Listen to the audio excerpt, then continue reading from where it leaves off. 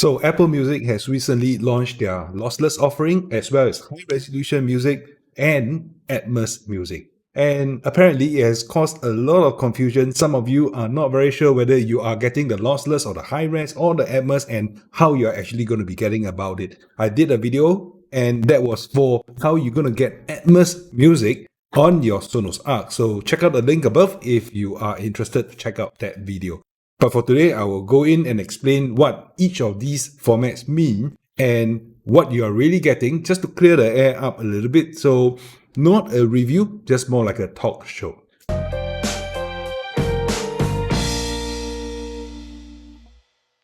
So like what I usually do in my videos, I try to give you the information up front, but today the summary is not going to be that simple. But if you do insist, then this is the summary. Now, there are a couple of things that you need to take note of, okay? There is the source, there's the client, there's the connection, and there's the playback. If you wanted to get stereo, any of the ways you have been listening to Apple Music, you will get stereo. To get lossless, basically just flip the switch and everything will be lossless. How much you benefit from the lossless will be another question, but I'll go through that in detail. And to get high resolution lossless, then the only method is to actually use a USB DAC here, digital to analog converter. So this is the only way you're going to get high res lossless. As for Atmos, the only way is currently using this Sonos App soundbar here, which is connected to the Apple TV 4K via HDMI, streaming the music from Apple directly. Now, there is another way which I suspected you can use, which is using a true Atmos receiver, right? But I don't actually have a receiver here. I tried to link up through the Mac OS X through HDMI to the soundbar, but it didn't really work. So if you don't have the time for it, then you can just take this chart and go with it. But I assure you, if you spend the time with me, I will try to step through the information clearly, step by step, so that you understand what this whole confusion is about. And hopefully we clear up the air just a little bit. So before we go on, it is actually not so simple. Let me tell you of all the steps that I've gone through. I've done a lot of study. I've done a lot of analysis. There are many variables, okay? And out of all these variables that we are talking about, there are also many permutations and how you cascade, how you connect, which client you're using, which device you're using to playback. So I can't imagine I can cover everything, but I try to cover the most common use cases, and I try to scope it such that it is still easy to understand and easy to present within this 10-15 minutes or so. If I were to cover every single combination, we will probably not be able to cover this in an hour or even two. So let's get to this. At the very core of it, okay? If we want to figure out what format we are really getting, we need to understand one thing, that the format is actually all stored as bits and bytes, right? It is at the source itself. So we are all streaming this via Apple Music. So what we are talking about today is not the files that you are keeping on your NAS, or on your computer, or on your iPhone. It is actually the files that is being stored on the Apple Music server. So Apple Music, they have all these music files, right? They have all these songs. They have all along encoded it in stereo, and they are sending it via AAC, and you will get them at a certain bit rate. I believe it's 256 kbps, if I'm not mistaken. So what happens next is that they have also encoded their songs in lossless format. So if you flip a switch, right, you will be able to get lossless format, which is the second format that we are talking about here. And what lossless really means is that instead of compressing some of the bits of information of the song, where they think that maybe you won't be able to hear this frequency, or this is too low, or some of these frequencies can be joined together, they don't do that kind of compression. So basically you get the whole song in its full glory at the bit rate. And now this lossless bit rate we're talking about is at 24 bits and is at 48 kilohertz sampling rate. Technically speaking, 48 kilohertz is still high resolution because it's higher than the 44.1 kilohertz that is represented by the CD, right? Those shiny things, if you guys are not familiar with what CD is, my God. Okay, anyway, to then move on to this, there is this thing called high-res lossless. Now, what is high-res lossless? Are they the same thing, or are they just talking about different things altogether? Now, lossless is one thing, high-res is another. High-res refers to how the information was recorded in the first place, how it was being encoded. So instead of doing, say, 48 kilohertz sampling rate, meaning to say they are measuring sound and capturing it at 48,000 times per second, they are actually doing this at 96,000 times, which is 96 kilohertz, or 192 kilohertz, right? Which means 192,000 times sampling. But without getting into the technical details of it, high-res lossless would almost always mean that it is a lot more information, and high-res lossless also means that there's no compression. Now, it doesn't really mean that you cannot go lossy compression on high-res, but the moment you start doing high resolution, the idea is not to compress it because it kind of defeats the purpose, right? You try to sample everything at such high resolution glory and then you start compressing it and throwing the bits away. It doesn't really make sense, right? And the last source information, the last layer, last format that we are talking about at the source is this thing called Atmos. Now, Atmos is a completely different thing. When we talk about stereo, when we talk about lossless, when we talk about high-res, so far we have still been talking quite a bit about stereo. There's no mention on whether it is multi-channel or not. So there has been other formats in the past, right?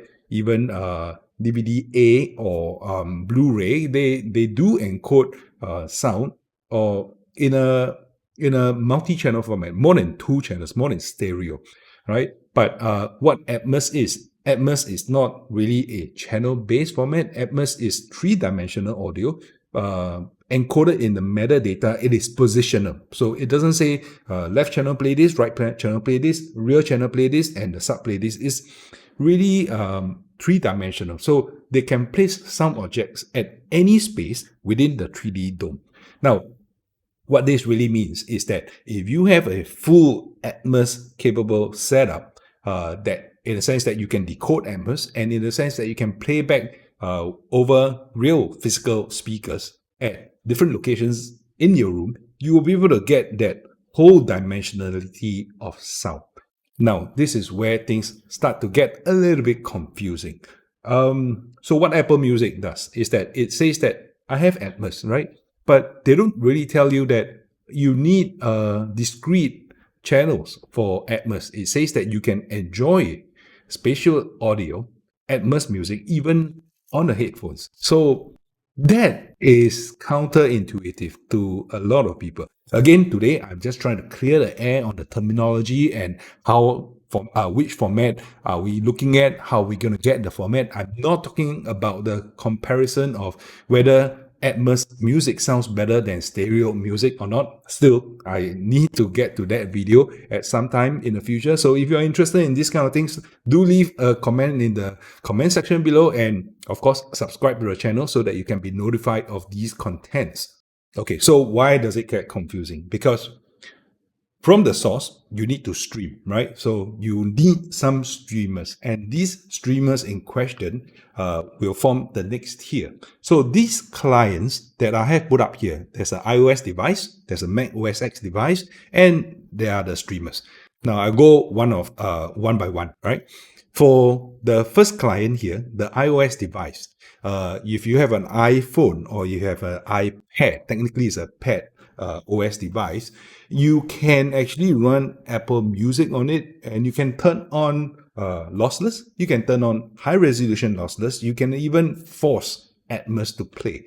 Now, if you have a compatible headset, if you have the AirPods Pro, for example, you will be able to get Atmos music. They are doing some kind of digital processing, and it makes the sound appear like it is supposed to be all around you, right? But it is still 2-channel.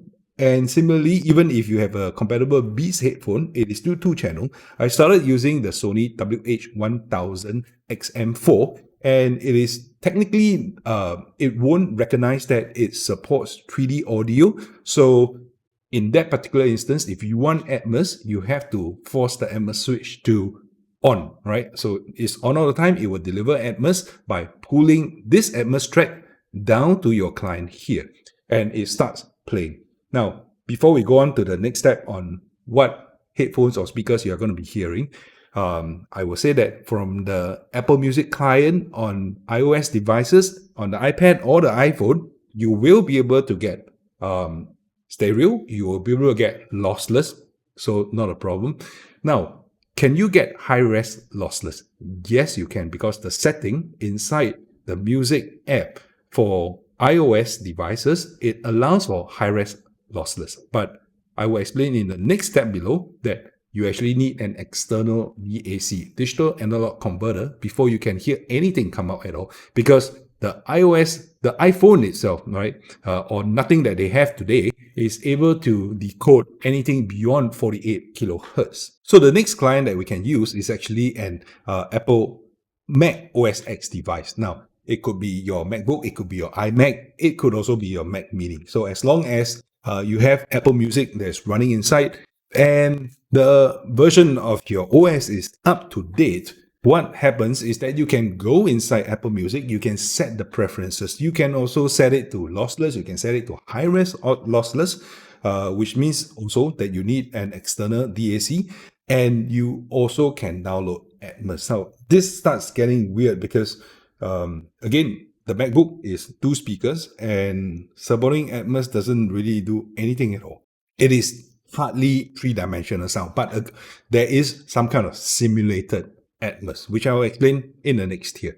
Now, the last device here that we're talking about a streamer. Now, specifically, I'm talking about the Apple TV 4K because it is that streamer that has the Apple Music app that is built in. Now, within this Apple Music app, if you realize the first 2 devices I'm talking about, they can do high-res lossless, but this one only does lossless. There's no high-res lossless. Why? Because it is not capable of either decoding or pulling down the high resolution option, which is at the source. So in the setting itself, you can see the regular track, or you can see lossless, but you will not see high-res lossless, although it will be able to download Atmos.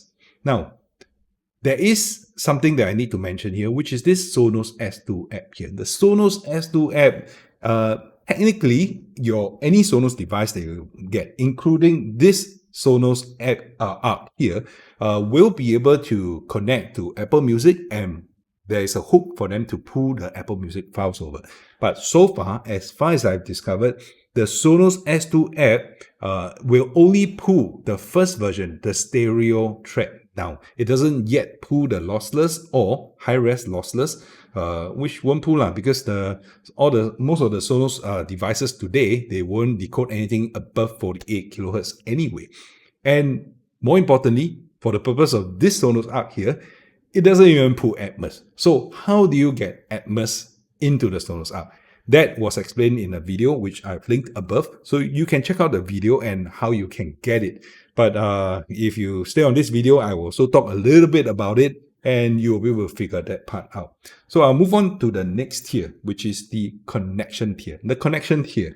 Now, getting the music from the source into the client, you need to play it back, right?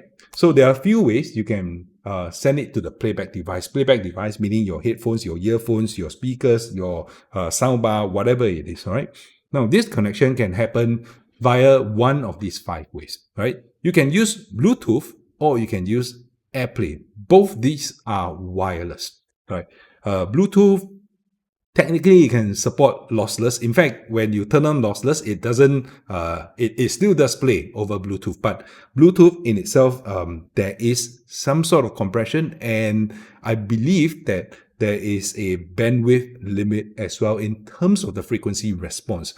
AirPlay is probably of a higher bandwidth, but again, I believe that there is some form of compression there. Now, you have to bear in mind, why did I just bracket lossless and lossless here? Because when you talk about high res, that bandwidth is probably not really supported at above 48 kilohertz. So the 96 kilohertz and the 192 kilohertz, that probably won't sound significantly different, if at all, over Bluetooth or AirPlay. So I bracketed it to lossless and lossless here. The truth of the matter is that when you are streaming down to your, say, iPhone, right, and you turn on high-res lossless, your iPhone is not going to be able to decode the high-res version of this file, right? So you do need an external DAC. You connect this via USB or through your Lightning port or through a USB port here in your Mac OS X device, and you offload the file to the DAC for converting from digital signals to analog signals so that you can hear them through the playback device. So if you want high-res lossless, this is the only way you can get high-res lossless today. So you might be wondering, what about wired speakers, right? So now, well, there's still headphones like this Sony. This is a Bluetooth capable, it's wireless headphone, but it also has a analog 3.5 mm jack, which you can connect to your iPhone or your Mac using an adapter on the Mac directly in that case. And it will still play sound, right? Because it has already been converted to an analog format. So for analog connection to your iPhone, to your iPad, either via a Lightning converter to 3.5 or a USB-C converter to 3.5 or directly into a 3.5 jack, this will carry two-channel audio, right? And it can be lossless because the encoding, or rather the decoding of the lossless track has already happened on the appropriate devices. Bear in mind that when you go to a USB DAC, the likelihood is that you are still going to be outputting it via a physical connection. It could also be a RCA connection to an amplifier or to your headphones using the analog, either a 3.5 or the slightly larger jack. So far, these 4 different protocols that we have been talking about, they are more or less aimed at converting the sound from the source to a two-channel format, right? So your stereo is not a problem, your lossless is not a problem, your high-res lossless is not a problem, because so far we're still talking about two-channel sound. So what Apple did was kind of like to confuse matters quite a bit. They launched an enhanced two-channel sound, which is the lossless and the high-res lossless, and they launched another completely different concept altogether, which is 3D sound, represented by the Atmos file here. Now, how do you get Atmos? Using this 4 format, right, which is all stereo in nature. So it is not that it doesn't play, it plays the Atmos track, and in fact you will be able to see on your Apple Music app that you are playing an Atmos track. And when you listen to it, you can tell that there are subtle differences, and you can feel that the soundstage is slightly enhanced, slightly expanded. I won't say whether it's more accurate or not, because I don't know which is accurate anymore. But the soundstage is completely different. Now, is it three-dimensional? I don't know how you get three-dimensional sound out of this, except by tricking the brain. So there's some psychoacoustic at work here, and there's some processing, some serious DSP, digital signal processing, that's happening on this Apple Music device that will shape the sound and frequency. Maybe what they do is they boost some frequency bands, they will delay some frequencies to ensure that the sound hits your ear at different times, and that variable will actually cause your brain to interpret it as a 3D surround sound. But it is not true 3D. What is the only true way to get 3D sound? It's actually the last format over here.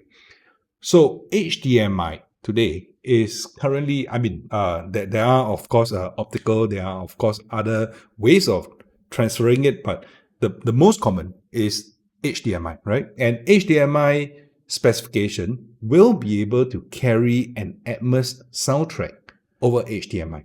Now, this particular format, I tried it with the Mac. It didn't really work. I would need some experimentation before I try to figure that out. It got surround sound, so it came through as multi-channel PCM, but it is not Atmos, right? channel is not Atmos. To play Atmos directly, the only way I figured out so far is when the Apple TV 4K is pulling the Atmos track, right, from the source, passing it via HDMI to then the next layer, which is the playback layer. Now, this playback layer, it can happen in one of two ways, right? The first is a soundbar, and the second is the receiver. I don't have a receiver to check, but I have read online, I think there are some users who have reported success with an Apple TV that is connected via HDMI to a receiver, and the receiver recognizes an Atmos signal, and it will play Atmos, the Atmos soundtrack over discrete channel. So I would guess that that is probably a very high performance way of getting Atmos sound.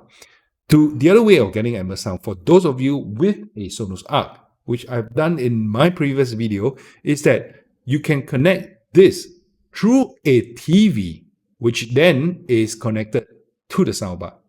Now, again, if you connect it to the TV and you end there without connecting it to a Sonos App or any other Atmos capable soundbar or receiver for that matter, you're only going to get simulated Atmos.